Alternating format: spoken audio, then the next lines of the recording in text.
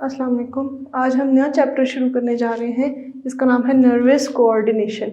इसके 9 लेक्चर्स होंगे। आज हम फर्स्ट चैप्टर पढ़ेंगे और ये एक सीरीज़ ऑफ 9 लेक्चर्स है। Nervous coordination. अब इससे आपको क्या समझ आ रहा है? मेरी हमेशा यही कोशिश होती है कि सबसे पहले आपको चैप्टर का नाम समझ आए ताकि आपको पता हो कि हम इस चैप्टर में पढ़ने क्या जा रहे हैं, हम जो चीज़ पढ़ेंगे वो किसके मुतालिक होगी, और जब हम ये चैप्टर ख़त्म कर लेंगे तो हमें क्या क्या चीज़ें आ जाएंगी, हमें किस किस चीज़ पे नॉलेज और हमारी क्या कमांड हो जाएगी किस चीज़ पे। तो नर्वस कोऑर्डिनेशन, नर्वस से हमें पता चल रहा है कि ये कुछ ना कुछ नर्व से रिलेटेड है, कुछ ना कुछ ट्रांसमिशन से रिलेटेड है, कुछ ना कुछ इंफॉर्मेशन से रिलेटेड कोई चीज़ है, ठीक। और कोऑर्डिनेशन, को मतलब दो चीज़ें साथ चलना, जैसे को एजुकेशन, गर्ल्स और बॉयज़ ही दो मुख्तलिफ सनफ़ों का एक साथ पढ़ना, उसे को एजुकेशन कहेंगे। तो ऑर्डिनेशन ऑर्डर, तो रेगुलरिटी किसी चीज़ का मुताबिकत, आपस में ताल्लुक़, और कोऑर्डिनेशन यानी कि दो चीज़ों का या कुछ चीज़ों का आपस में ताल्लुक़, उसे हम कहेंगे कोऑर्डिनेशन। तो अब कोऑर्डिनेशन किस तरह की होती है, क्या होती है, क्यों ज़रूरी होती है, और फिर नर्वस कोऑर्डिनेशन क्या होती है, किस तरह से वर्क करती है, क्या उसमें कंपोनेंट्स होते हैं, क्या उसकी कॉन्स्टिट्यूशन होती है, यानी वो किस किस चीज़ों से बनी है, और क्या मैकेनिज़्म होगा, यानी कि क्या उसका तरीक़ेकार होगा काम करने का, वो हम डिस्कस करेंगे। अच्छा जी, अब कोऑर्डिनेशन हमें चाहिए क्यों होती है? Why do we need to coordinate? हमें मुताबिकत, दो चीज़ों को साथ चलाना, या फिर दो चीज़ों को, दो से ज़्यादा चीज़ों को, दो मैकेनिज़म्स को, दो ऑर्गन्स को, दो ऑर्गन सिस्टम्स को, दो अज़ा को कैसे साथ चलाएं और हम क्यों चलाने की ज़रूरत है। अब इसको हम एक एग्जांपल से समझते हैं। कोऑर्डिनेशन से क्या होता है कि एक काम था जो मैंने करना था, मैंने इतनी बड़ी ईंट उठानी थी, लेकिन ये मैंने सिर्फ अकेले उठानी थी। अब लेकिन मैंने सोचा कि मैं इतनी बड़ी एक ब्लॉक नहीं उठा सकती, तो मैंने क्या किया, मैंने 2 लेबर्स बुला लिए अपने साथ, 2 और बंदों को बुलाया जिनसे मैंने कहा कि चलो तुम, वो भी भाग भाग के आए और उन्होंने मेरे साथ वो ईंट उठा ली। जब मैं अकेली थी तब ये चीज़, भारी चीज़ उठाना आसान था या 3 लोगों के साथ मिलके उठाना आसान था? यकीनन जब 3 लोग हो गए तो वो काम करना आसान हो जाता है और कोऑर्डिनेटेड हो जाता है, यानी कि उसमें डिवीज़न ऑफ लेबर हो गई। कोऑर्डिनेशन हम क्यों करते हैं? ताकि लेबर की डिवीज़न हो सके। अब डिवीज़न ऑफ लेबर क्यों ज़रूरी है? ताकि काम आसानी से, कम वक्त में, ईज़िली और एफिशिएंटली हो सके, ठीक। तो इसलिए डिवीज़न ऑफ लेबर ज़रूरी है।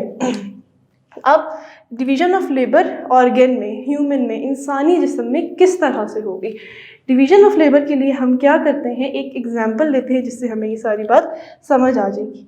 जैसे फॉर एग्जांपल, आप गए जिम और आपने एक्सरसाइज करनी शुरू कर दी, या आप बाहर पार्क में गए और आपने बहुत ज़्यादा रनिंग की।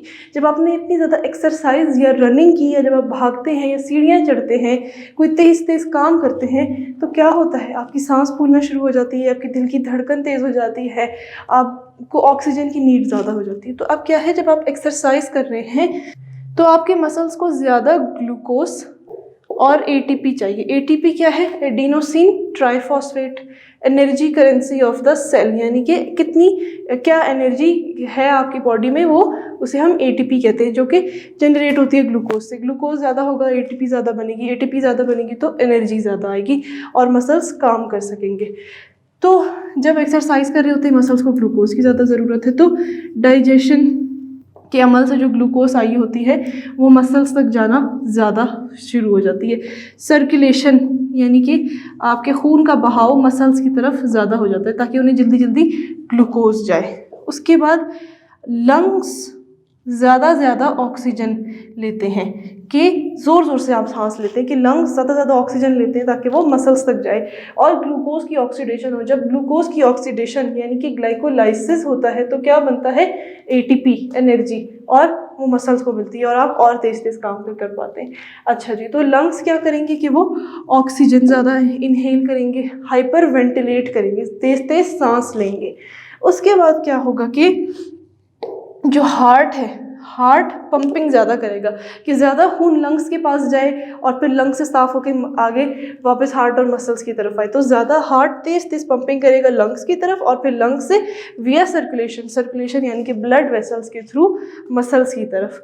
तो अब ये कितनी चीज़ें एक साथ काम कर रही हैं एक्सरसाइज के वक्त, एक्सरसाइज के मैकेनिज्म में। तो जब आप एक काम कर रहे हैं तो 1 2 3 4 5 मैकेनिज्म्स, बल्कि इससे भी ज़्यादा और भी चीज़ें होती हैं जो वर्क कर रही होती हैं। तो ये कोऑर्डिनेटेड है, ये कोऑर्डिनेशन से काम कर रहे हैं। अब इसके बाद हम देखते हैं कि कोऑर्डिनेशन की कितनी टाइप्स होती हैं। तो कोऑर्डिनेशन की टाइप्स को हम डिस्कस करते हैं और ये देखते हैं कि हम उसमें से अब कौन सी टाइप पढ़ेंगे।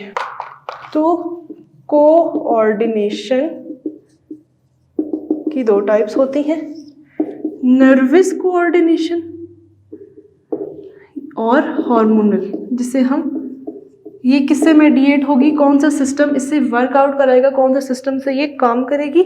नर्वस कोऑर्डिनेशन नर्वस सिस्टम से और हार्मोनल कोऑर्डिनेशन हार्मोनल सिस्टम से, जिसे हम एंडोक्राइन सिस्टम कहते हैं, उसके थ्रू वर्क करेगी। ठीक, अब ये चैप्टर है हमारा नर्वस कोऑर्डिनेशन का। उससे अगला चैप्टर जो होगा वो एंडोक्राइन या हार्मोनल कोऑर्डिनेशन का होगा। तो हम अभी इस नर्वस कोऑर्डिनेशन से हमारा काम है। अब हम देखते हैं कि नर्वस कोऑर्डिनेशन बॉडी में जिस्म में किस तरह से काम करती है और क्या चेंजेस, क्या इफ़ेक्ट्स, अपने क्या रिजल्ट्स प्रोड्यूस करती है, जाहिर करती है। अब देख लेते हैं नर्वस कोऑर्डिनेशन किस तरह से होती है। अच्छा, उससे पहले कुछ टर्म्स हैं जो आपको आनी चाहिए, मैं डिस्कस करके यहाँ पे लिख लेती हूँ क्योंकि ये आगे काम आती रहेंगी। स्टिमुलस, रिसेप्टर, इफेक्टर, रिस्पॉन्स, ये टर्म्स आपको कोऑर्डिनेशन को समझने में मदद देंगी और ये आपके रिफ्लेक्स आर्क का भी पार्ट होती है। हम पढ़ेंगे क्या होता है। स्टिमुलस, कोई भी सिग्नल, कोई भी इशारा, कोई भी चेंज, कुछ भी जो हो रहा है अराउंड आपकी बॉडी के या आपकी बॉडी के साथ या बॉडी के अंदर, कोई भी इशारा, उसे हम कहेंगे, सिग्नल को स्टिमुलस कहेंगे। स्टिमुलस किस तरह के हो सकते हैं? बहुत तरह के स्टिमुलस हो सकते हैं, बहुत चीज़ों के स्टिमुलस हो सकते हैं। जैसे ये मैं इस रोशनी को देख रही हूँ तो ये लाइट का स्टिमुलस है, आप मुझे देख रहे हैं तो मैं कुछ काम कर रही हूँ, ये वेवलेंथ के थ्रू, फोटो रिसेप्टर्स के थ्रू आपके पास स्टिमुलस आ रहा है। ये मैंने सर खुजाया तो मेरे सर को पता चला कि यहाँ उंगली लगी है, ये एक स्टिमुलस। मुझे कैसे पता चला कि यहाँ पे उंगली लग रही है? या मैं अपनी स्किन को यूँ पकड़ रही हूँ हाथ को, मुझे कैसे पता चलेगा? ये पकड़ना स्टिमुलस है, हाथ के लिए ये स्टिमुलस है।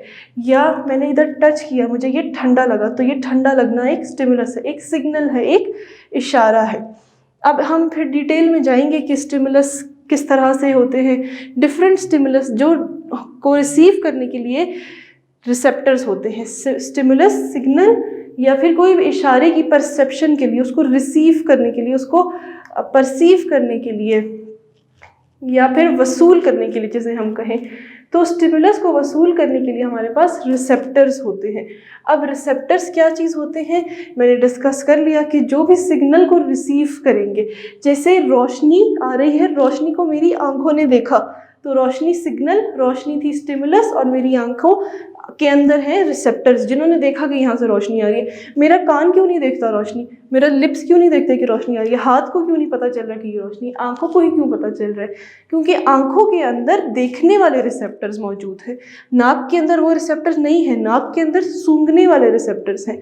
तो डिफरेंट जगह पर डिफरेंट रिसेप्टर्स होते हैं और वो स्पेशलाइज्ड होते हैं, यानी कि वो मखसूस या ख़ास होते हैं और वो उसी ख़ास चीज़ को ही देखने या महसूस करने के लिए होते हैं। उसी हिस्स, उसी सलाहियत को वो महसूस कर पाते हैं और किसी चीज़ को नहीं कर पाते।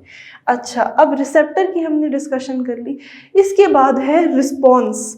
रिस्पॉन्स का मतलब है कोई भी रिएक्शन जो कि स्टिमुलस को रिसीव किया मैंने, तो जो भी रिस्पॉन्स मैंने दिया, जो भी रिएक्शन मैंने दिया, वो चीज़ कहलाएगी रिस्पॉन्स। जैसे कि मैंने देखा कि मेरे सामने एकदम से गाड़ी आई और गाड़ी की बहुत तेज़ रोशनी थी, तो मैंने एकदम से आंखें बंद कर ली, तो इस आंखें बंद करने को हम क्या कहेंगे? ये रिस्पॉन्स, ये रिएक्शन था। अच्छा, उसके बाद हम बात करते हैं इफेक्टर की। इफेक्टर क्या चीज़ होती है? अब जो मैंने आंखें बंद की, ये आंखें बंद करने का अमल तो रिस्पॉन्स था, मगर इफेक्ट किसने किया? मेरे आईलिड्स ने, यानी कि आंखों के अंदर जो आंखों के ऊपर पुतली होती है, इसमें जो मसल्स होते हैं, इन्होंने इफेक्ट दिया। क्या इफेक्ट दिया? आंखों बंद करने का इफेक्ट। तो वो मसल्स क्या हो गए जिन्होंने रिस्पॉन्स दिया? वो मसल्स हो गए इफेक्टर। तो रोशनी का आना स्टिमुलस, रोशनी को पहचानना, उसको वसूल करना, उसको रिसीव करना रिसेप्टर ने किया जो कि आंख में था। मैंने आंख बंद की, ये रिस्पॉन्स, और इफेक्टर क्या है? किसने की? आईलिड के मसल ने की। तो ये स्टिमुलस, रिसेप्टर, रिस्पॉन्स और इफेक्टर हमने डिस्कस कर लिया। अच्छा, अब ये कुछ टर्म्स थी जो हम डिस्कस कर चुके। अब हम नर्वस कोऑर्डिनेशन को डिस्कस करते हैं कि ये होती क्या है। हमारा काम इस चैप्टर में नर्वस कोऑर्डिनेशन के साथ है। तो नर्वस कोऑर्डिनेशन स्पेशलाइज्ड सेल्स करते हैं, कुछ खास किस्म के सेल्स करते हैं। अब वो स्पेशलाइज्ड सेल्स क्या करते हैं? वो कुछ काम करते हैं, वो स्टिमुलस को रिसीव करते हैं। अब हमने समझ आ चुकी है कि स्टिमुलस क्या है और रिसीव कौन करते हैं? रिसेप्टर्स। तो स्पेशलाइज्ड सेल्स होते हैं नर्वस कोऑर्डिनेशन के लिए। फिर वो कन्वर्ट करते हैं इलेक्ट्रिकल इम्पल्सेस में। स्टिमुलस की कन्वर्जन होती है इलेक्ट्रिकल इम्पल्स में। हमें पता है कि इलेक्ट्रिसिटी या करंट क्या है? Flow of ions. तो हम देखेंगे कि इलेक्ट्रिकल इम्पल्स क्या चीज़ है।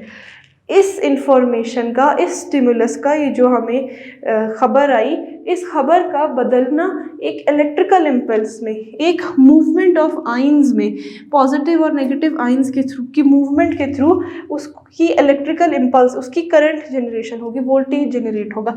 ये कैसे होगा? ये हम पढ़ेंगे third chapter of nervous coordination में। सारा मैकेनिज्म, सारा अमल के इलेक्ट्रिकल इम्पल्स होता क्या है, बनता कैसे है, क्यों होता है, कहाँ होता है, वो सब कुछ। तो आप इसमें अभी बिल्कुल भी कंफ्यूज ना हो। कन्वर्ट करना इलेक्ट्रिकल इम्पल्स में स्टिमुलस को, इस अमल को हम क्या कहेंगे? ट्रांसडक्शन। ट्रांसडक्शन, ठीक है, ये आपने लफ्ज़ फिजिक्स में भी पढ़ा होगा। अच्छा, अब ये स्पेशलाइज्ड सेल्स जो नर्वस कोऑर्डिनेशन कराते हैं क्या करेंगे? स्टिमुलस, कुछ सेल्स स्टिमुलस को रिसीव करने वाले हैं, कुछ इलेक्ट्रिकल इम्पल्स बनाने वाले सेल्स हैं, कुछ जो है वो ट्रांसमिट करेंगे टू इफेक्टर, कुछ सेल्स इफेक्टर तक लेके जाएंगे, यानी कि रिस्पॉन्स फिर वो प्रोड्यूस करेंगे। कुछ सेल्स ने स्टिमुलस रिसीव किया, कुछ ने उसको इलेक्ट्रिकल इम्पल्स जनरेट कर किया, और फिर वो कोई वहाँ तक लेके गए जहाँ पे इफेक्टर सेल्स हैं, इफेक्टर सेल्स तक कुछ लेके गए, इफेक्टर सेल्स ने जो रिस्पॉन्स या रिएक्शन था वो प्रोड्यूस किया। ठीक, उसके बाद इस रिसेप्टर और इफेक्टर के दरमियान होंगे इंटर न्यूरॉन्स, इनके दरमियान होंगे न्यूरॉन्स। अब न्यूरॉन्स क्या चीज़ है, इस पे आएगी हमारी डिस्कशन कुछ देर में। ठीक, तो कुछ सेल्स स्पेशलाइज्ड सेल्स होते हैं जो कि स्टिमुलस रिसीव करते हैं, यानी कि वो रिसेप्टर्स हो गए, कुछ उसको कन्वर्ट करते हैं, कुछ उसको ट्रांसमिट करते हैं, और इस रिसेप्टर और इफेक्टर के दरमियान, यानी कि रिसीव करने और उसका अमल प्रोड्यूस करने में, इनपुट और आउटपुट के दरमियान क्या होगा? न्यूरॉन्स, जो कि ट्रांसडक्शन भी कराएगा और ट्रांसमिशन भी करवाएगा। Transduction plus transmission. ट्रांसमिशन का मतलब है कि उसको ले जाना, लेके जाना, और ट्रांसडक्शन का क्या मतलब है? कि उसको कन्वर्ट करना, बदलना, किस चीज़ में? इलेक्ट्रिकल इम्पल्स में, इलेक्ट्रिकल करंट में। करंट क्या है? Flow of ions. और बॉडी में कौन से ज़्यादा प्रीवेलेंट, ज़्यादा एबेंडेंट, यानी कि ज़्यादा मौजूद आइंस कौन से होते हैं? Sodium, chloride, potassium. और आप देखेंगे कि इलेक्ट्रिकल इम्पल्स की प्रोडक्शन, उसकी ट्रांसडक्शन, ट्रांसमिशन इन्हीं आइंस के ऊपर मेजरली बेस करती है। कुछ थोड़े और आइंस का भी कुछ अमल दरामद होता है, मगर इनका ज़्यादा होता है। ये हम लेक्चर नंबर 3 में देखेंगे। अच्छा, अब हमने ये बात डिस्कस कर ली कि रिसेप्टर और इफेक्टर के दरमियान जो चीज़ होगी वो होगी न्यूरॉन। और एक और चीज़ हमने देखी कि रिसेप्टर, अब हम क्या करेंगे? हमारी डिस्कशन इसके ऊपर बेस होगी, रिसेप्टर, न्यूरॉन, इफेक्टर के ऊपर। अब हम जो है पहले रिसेप्टर को डिस्कस करेंगे, फिर न्यूरॉन को, फिर इफेक्टर को। ठीक, तो हमने किसे डिस्कस करना है? Receptor, neuron, effect. ठीक हो गया। तो अब हमारी डिस्कशन चली जाएगी न्यूरॉन, रिसेप्टर्स के ऊपर कि रिसेप्टर्स होते क्या हैं, कहाँ होते हैं, किस तरह के होते हैं, कितनी टाइप्स के होते हैं। जैसे हमने जॉइंट्स पढ़ी, जैसे बोन्स पढ़ी, बिल्कुल उसी तरह से हम इसे स्टेप बाय स्टेप पढ़ेंगे ताकि आसानी से समझ आ सके। अच्छा जी, रिसेप्टर्स जो हैं, पहले इसकी आपको डेफिनेशन आनी चाहिए। रिसेप्टर होती क्या चीज़ है?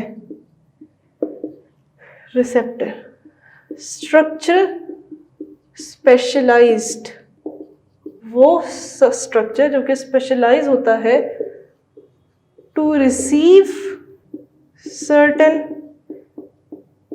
environmental stimuli and generate nerve impulse। वो स्ट्रक्चर जो कि स्पेशलाइज हो कि वो किसी भी स्टिमुलस को, स्टिमुलाई किसी सिग्नल को रिसीव कर सके और नर्व इम्पल्स जनरेट करके न्यूरॉन को दे सके रिसेप्टर, उस चीज़ को, उस स्ट्रक्चर को हम कहेंगे रिसेप्टर। ठीक, अब ये रिसेप्टर कोई खुद से भी कोई न्यूरॉन भी हो सकता है, ये रिसेप्टर कोई न्यूरॉन हो सकता है, ये रिसेप्टर कोई एंड ऑर्गन हो सकता है, यानी कि किसी ऑर्गन की एंडिंग हो सकती है, और ये रिसेप्टर कोई सेल हो सकता है। ठीक, ये चीज़ें हो सकती हैं। अब इसके बाद हम देखते हैं कि रिसेप्टर्स कितनी टाइप्स की होते हैं। मेजर जो है रिसेप्टर्स की क्लासिफिकेशन होती है 6 टाइप्स में, टाइप्स ऑफ रिसेप्टर्स। अब इसमें आते हैं आपके पास chemoreceptors, mechanoreceptors, chemoreceptors, mechanoreceptors, photoreceptors, thermoreceptors. उसके अलावा आपके पास आते हैं प्रोप्रियो रिसेप्टर्स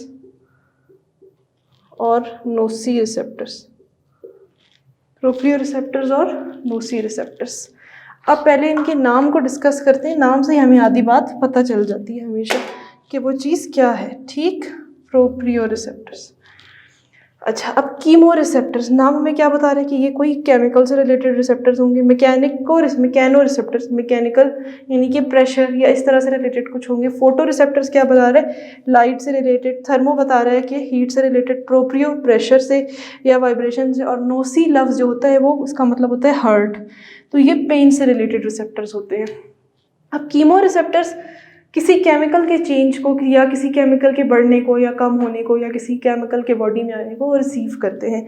अब कीमो रिसेप्टर्स, जैसे कि नाम से पता चल रहा है केमिकल रिसेप्टर्स, तो सबसे जो मज़े की और मशहूर आपकी टंग के ऊपर होते हैं कीमो रिसेप्टर्स। टेस्ट बड्स के अंदर कुछ खाया, सॉल्ट केमिकल है, NaCl, फूड में glucose, sugars, fats, amino acids और कितनी चीज़ें होती हैं, वाइटामिन्स, तो उनकी रिसेप्शन, उनके अंदर केमिकल्स होते हैं, डिफरेंट एलिमेंट से बने होती हैं, तो उनकी रिसेप्शन करेंगे कीमो रिसेप्टर्स। ठीक, फिर बॉडी के अंदर रिसेप्टर्स होते हैं जो कि ये असेस करते हैं कि ऑक्सीजन और कार्बन डाइऑक्साइड के लेवल्स कितने हैं ब्लड के अंदर। तो ऑक्सीजन और कार्बन डाइऑक्साइड के लेवल्स को असेस करने के लिए, उनको नापने के लिए, देखने के लिए होते हैं। फिर ब्लड ग्लूकोज को चेक करने के लिए रिसेप्टर्स होते हैं सेल्स के ऊपर। इसीलिए अगर आपका ब्लड में ग्लूकोज कम हो रहा है तो फिर और ब्रेक डाउन हो ग्लाइकोजन का और ग्लूकोज निकलना शुरू हो, तो वो ये रिसेप्टर्स होते हैं कीमो रिसेप्टर्स। फिर अमीनो एसिड्स और फैटी एसिड्स को चेक करने के लिए भी होते हैं। ये डिस्कशन हो गई कीमो रिसेप्टर्स की। इसके बाद बात आती है मैकेनो रिसेप्टर्स की। अब मैकेनो रिसेप्टर्स कौन से, जो कि प्रेशर, टच और वाइब्रेशन तो खैर नहीं, प्रेशर कह लें, टच कह लें और हेयरिंग, इक्विलिब्रियम के लिए जो इस्तेमाल होंगे वो मैकेनो रिसेप्टर्स होंगे। अब ये मैकेनो रिसेप्टर्स में सिर्फ जो टच सेंस नहीं आएगा, वो थोड़ा बहुत वाइब्रेशन इसमें होती है, मगर ज़्यादातर वाइब्रेशन प्रोप्रियो रिसेप्शन के लिए हम उसको रिसीव करते हैं। तो कुछ हद तक डीप वाइब्रेशन जो है वो यहाँ रिसीव होगी, और जो नॉर्मल वाइब्रेशन है, स्किन के ऊपर जो वाइब्रेशन होती है वो मैकेनो रिसेप्टर्स रिसीव करेंगे। तो मैकेनिकल स्टिमुलाई को जो रिसीव करने वाले, यानी कि मैकेनिकल को इन्फॉर्मेशन आई उसको रिसीव करने वाले रिसेप्टर्स हुए मैकेनो रिसेप्टर्स। फोटो, नाम से पता चल रहा है लाइट को और हाँ, मैकेनो रिसेप्टर्स में हेयरिंग और इक्विलिब्रियम के रिसेप्टर्स जो कि कान में प्रेजेंट होते हैं वो भी प्रेजेंट होते हैं। वेस्टिबुलर एपरेटस जो कि कान में आपके प्रेजेंट होता है वो मैकेनो रिसेप्टर्स के थ्रू परसीव होता है। फिर फोटो रिसेप्टर्स आँखों में प्रेजेंट होते हैं, रेटिना में प्रेजेंट होते हैं, लाइट को रिसीव करते हैं। कौन सी लाइट को? जो विजिबल वेवलेंथ ऑफ लाइट है जिसे हम देख सकते हैं उसे रिसीव करते हैं। फिर थर्मो रिसेप्टर्स। अब थर्मो रिसेप्टर्स कौन से हैं? जो कि हीट को रिसीव करेंगे। अब थर्मो रिसेप्टर्स किस जगह पे प्रेजेंट होंगे? ज़्यादातर स्किन पे प्रेजेंट होंगे, बॉडी के अंदर भी प्रेजेंट होंगे। तो कुछ रिसेप्टर्स जो बाहर प्रेजेंट होंगे स्किन पे, और कुछ अंदर होंगे आपके सेंट्रल नर्वस सिस्टम में। कहाँ पे? हाइपोथैलेमस के अंदर। हमने जब होम्योस्टैसिस वाला चैप्टर पढ़ा था तो मैंने आपको बताया था कि हाइपोथैलेमस आपका बॉडी का थर्मोस्टैट है, जो कि यानी कि टेम्परेचर को रेगुलेट करता है, असेस करता है और मेंटेन करता है, यानी उसे देखता है, उसे ठीक करता है और उसे बदलता रहता है। इस बॉडी की जितनी अगर ज़्यादा हो रहा है तो कम करेगा और उसको नॉर्मल रखेगा।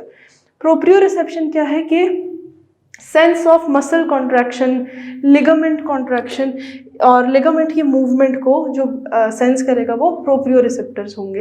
अब प्रोप्रियोरिसेप्टर्स क्या होते हैं? ये इनवॉलेंटरी रिसेप्टर्स होते हैं। अब मेरा जो ये बाजू है ये यूँ है जब मैं चल रही हूँ, तो ये इस टोन में, इस पोस्चर में है, तो ये एक हद तक ये मसल्स कॉन्ट्रैक्टेड हैं। मुझे, अब मैंने सोचा इसके बारे में तो मैं अवेयर हो गई, लेकिन जब तक मुझे नहीं पता था तो ये कैसे इस तरह से था, मैंने तो जान के नहीं रखा हुआ था ये किस तरह से ये बाजू इस तरह से खड़ा हुआ था इस पोस्चर में। तो ये मेंटेन करने वाला जो पोस्चर होता है ये प्रोप्रियोरिसेप्शन के थ्रू होता है। ये सबकॉन्शियस यानी कि इनवॉलेंटरी, बगैर आपके सोचे समझे ये मेंटेन करता है। फिर लिगामेंट कॉन्ट्रैक्शन के लिगामेंट्स क्या होते हैं? जॉइंट्स क्या होते हैं? बोन के दरमियान में कनेक्शंस। तो दो बोन्स को जोड़ने वाले जो टिश्यूज़ होते हैं उन्हें हम लिगामेंट्स कहते हैं। एक चीज़ होती है लिगामेंट, एक होती है टेंडन। बोन और मसल को जो चीज़ जोड़े उसे हम कहते हैं टेंडन, यानी ये मसल और इसने नीचे हड्डी के साथ जो जोड़ा, जिस चीज़ ने इसको जोड़ा वो टेंडन, और दो बोन्स को, इस बोन और इस बोन को जोड़ने वाला जो चीज़ है वो लिगामेंट, इनके दरमियान जो टिश्यू होगा वो लिगामेंट। फिर नोसी रिसेप्टर्स। अगर पेन हुई, दर्द हो रही है मुझे, तो कैसे पेन होगी? किसी ने मुझे सुई चुभोई, तो सुई चुभोई और मुझे ये तकलीफ़ का एहसास हुआ, ये कौन से रिसेप्टर्स के थ्रू होगा? नोसी रिसेप्टर्स के थ्रू, पेन वाले रिसेप्टर्स के थ्रू। यानी कि अगर जब मेरा हाथ कहीं लगा, जल गया, या मैं गिर गई और मुझे चोट लगी, तो ऐसे केमिकल्स रिलीज़ होते हैं जो कि ये बताते हैं यहाँ पे टिश्यू डैमेज हो गया। यानी कि जब आपका टिश्यू ख़राब होता है, डैमेज होता है, उसे तकलीफ़ होती है, तो कुछ ख़ास किस्म के केमिकल्स निकलते हैं। नोसी रिसेप्टर्स उन केमिकल्स को स्टिमुलाई की तरह, यानी सिग्नल की तरह कंसिडर करके आपके जिस्म को, आपके सेंट्रल नर्वस सिस्टम को बताते हैं कि यहाँ पे कोई मसला है, कोई तकलीफ़ है। तो नोसी रिसेप्टर्स पेन को रिसीव करते हैं। अच्छा, ये जितनी भी हमने चीज़ें हम महसूस कर सकते हैं, जो हमारी सलाहियात हैं कि हम लाइट देख सकते हैं, हम केमिकल को चेंज को समझ सकते हैं, हम टच, प्रेशर, वाइब्रेशन को फील कर सकते हैं, तो ये सारी चीज़ें, ये सारे हिस्से या ये सारी सलाहियात क्या कहलाती हैं? इन्हें हम कहते हैं modalities of sensation. Modalities of sensation, तो ये कहलाती हैं मोडेलिटीज़ ऑफ सेंसेशन। अच्छा जी, अब एक और चीज़ है कि स्टिमुलस के बारे में और रिसेप्टर्स, क्योंकि हमारी डिस्कशन फ़िलहाल रिसेप्टर्स पे चल रही है, तो रिसेप्टर्स जो हैं वो स्पेशलाइज्ड होते हैं। यानी कि जैसे हमने पढ़ लिया कि केमिकल के लिए एक ख़ास रिसेप्टर होगा, बिल्कुल ऐसे ही अब जो विजुअल रिसेप्टर है वो फिर रिसेप्टर से इंफॉर्मेशन आगे सेंट्रल नर्वस सिस्टम यानी कि ब्रेन और स्पाइनल कॉर्ड की तरफ जा रही है, तो वहाँ पे भी इस टच वाले रिसेप्टर के लिए एक ख़ास इलाका ही होगा जो कि टच को रिसीव करेगा, जहाँ पे हमें पता चलेगा हमारे ब्रेन की, जैसे ये ब्रेन है, हमारे ब्रेन के डिफरेंट पार्ट्स होते हैं, तो ब्रेन का ये वाला पार्ट जो है ये टच को सेंस करेगा, ये वाला पार्ट जो है यहाँ पे सारे वो वाले फाइबर्स, नर्व्स आएंगी, न्यूरॉन्स आएंगे जो कि टच वाला स्टिमुलाई उसकी इन्फॉर्मेशन लेकर आ रही है, उसका नर्व इम्पल्स लेकर आ रहे हैं। एक इलाका होगा जहाँ पे सिर्फ विजुअल इन्फॉर्मेशन यानी देखने वाली इन्फॉर्मेशन आएगी, तो वो उसी ख़ास इलाके में आएगी। जो देखने वाली इन्फॉर्मेशन है वो यहाँ पे नहीं आएगी, जो देखने वाली इन्फॉर्मेशन है वो इसी इलाके में आएगी। तो ये इस तरह से स्पेशलाइज्ड होते हैं। Each stimulus carried by nerve terminals in specific CNS area is specialized to receive that type of stimulus.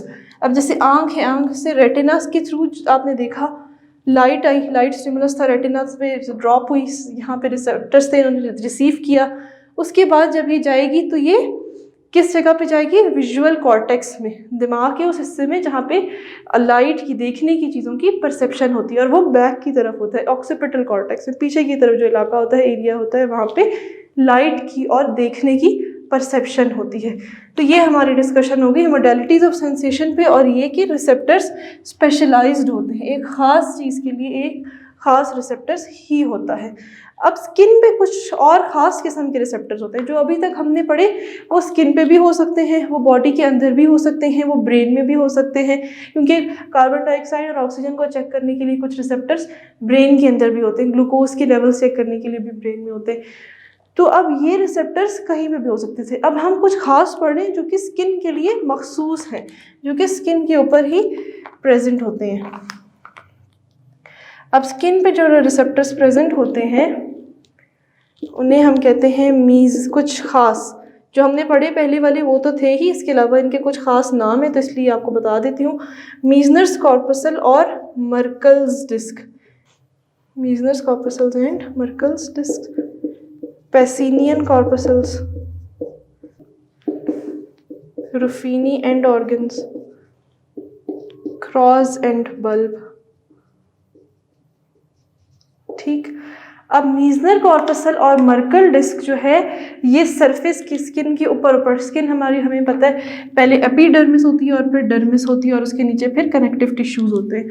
तो एपिडर्मिस में जो ऊपर होती है जगह, उसमें मीजनर्स कॉर्पसल्स और मर्कल्स डिस्क होते हैं। ये ज़्यादातर प्रेशर के रिसेप्टर्स होते हैं और ये इनकैप्सुलेटेड होते हैं। इनकैप्सुलेटेड का मतलब कि इनके ऊपर, इनके एंड्स पे एक कैप्सूल प्रेजेंट होता है। कैप्सूल क्या, फाइब्रस टिश्यू से बना हुआ एक स्ट्रक्चर होता है। फिर पैसिनियन कॉर्पसल्स ये थोड़े डीप प्रेजेंट होते हैं, थोड़ा गहराई में होते हैं, और ये क्या परसीव करते हैं, ये वाइब्रेशन के सेंस को रिसीव करते हैं, उसे लेते हैं, समझते हैं। रुफिनी एंड ऑर्गन्स और क्रॉस एंड बल्ब्स के बारे में आपकी बुक में लिखा है कि ये रुफिनी शायद प्रोबेबली ये मशहूर है कि ये हीट को सेंस करते हैं, और क्रॉस एंड बल्ब जो है वो कोल्ड की सेंसेशन के लिए है। तो ये इस तरह से हो गया। अब हमने स्किन से खास तौर पर रिलेटेड पढ़ लिया। अब हम अबंडेंस का पढ़ते हैं। अबंडेंस का मतलब ये होता है कि कोई चीज़ कितनी प्रेजेंट है, कहाँ पर है। तो अब हम ये देखते हैं कि अबंडेंस, कि कोई चीज़ किस मिकदार में मौजूद है। तो जैसे कि कहा जाता है कि जो पेन रिसेप्टर्स हैं वो 27 टाइम्स ज़्यादा हैं कोल्ड रिसेप्टर्स से, और कोल्ड रिसेप्टर्स हीट रिसेप्टर से 10 गुना ज़्यादा है। तो आपकी बॉडी में पेन रिसेप्टर्स ज़्यादा हैं। यानी अगर आपको, मैं आपके एक हाथ पे कुछ काटूं चुटकी और एक हाथ पे कुछ ठंडा लगाऊं, तो पहले आपको चुटकी काटने का महसूस होगा, क्योंकि पेन के रिसेप्टर्स ज़्यादा हैं कोल्ड के रिसेप्टर से, और फिर उसके फ़ौरन बाद आपको कोल्ड के पता चलेगा कि मुझे कुछ ठंडा लग रहा है मेरे जिस्म पे। तो पेन रिसेप्टर्स कोल्ड रिसेप्टर्स से 27 गुना ज़्यादा होते हैं, कोल्ड रिसेप्टर्स फिर हीट रिसेप्टर्स से 10 गुना ज़्यादा होते हैं। ये बात कर ली हमने। उसके बाद हम ये देखेंगे कि रिसेप्टर्स की डिस्ट्रीब्यूशन इवन नहीं होती, यानी कि ये नहीं है कि यहाँ पे एक कीमो रिसेप्टर, एक मैकेनो रिसेप्टर और एक फोटो रिसेप्टर, इस तरह से नहीं होगा। हो सकता है यहाँ पे इस, जैसे फिंगरप्रिंट्स वाला जो आपका इलाका है हाथ का, ये जो पोरे हैं उंगलियों की, यहाँ पे बहुत ज़्यादा पेन रिसेप्टर्स होते हैं, लेकिन बैक ऑफ स्किन पे पेन रिसेप्टर्स इतने नहीं है, कम है उस जगह पे। तो अब इस तरह से किसी जगह पे कोई रिसेप्टर ज़्यादा होता है, किसी जगह पे कम होता है, इवन डिस्ट्रीब्यूशन नहीं होती। यहाँ पे हमारी रिसेप्टर की डिस्कशन जो है ऑलमोस्ट एंड हो रही है। इसके बाद जो हम चीज़ डिस्कस करेंगे वो है अगला पार्ट हमारी नर्वस कोऑर्डिनेशन का, और जो कि है न्यूरॉन्स। ठीक, अब न्यूरॉन्स क्या है, structural and functional unit of nervous system. इसके ऊपर जो डिस्कशन होगी वो हम अगले चैप्टर पे, अगले टॉपिक में, लेक्चर में डिस्कस करेंगे शुरू से, ताकि पूरा प्रोसेस समझ आ सके। लेकिन अब आपने देखना है कि हमने रिसेप्टर्स की डिस्कशन कर ली, न्यूरॉन्स और इफेक्टर्स रह गए।